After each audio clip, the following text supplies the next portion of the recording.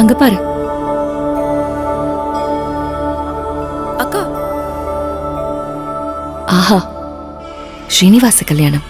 தாயார கண்டேன் கண்டேன்னு காதல எப்படி வர்ணிச்சார் தெரியுமா?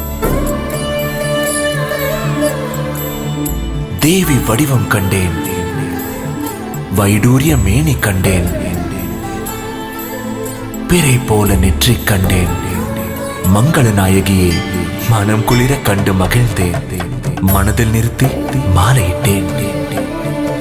இந்த தெய்வீக காதல் கல்யாண நகையா ஒவ்வொரு மணப்பெண்ணுக்கும் கிடைப்பது மிகப்பெரிய பாக்கியம். உங்களுக்காகவே பூத்தி ஸ்வர்ண மஹாலின் ஸ்ரீனிவாச கல்யாண கலெக்ஷன்ஸ். அழகா இருக்கு.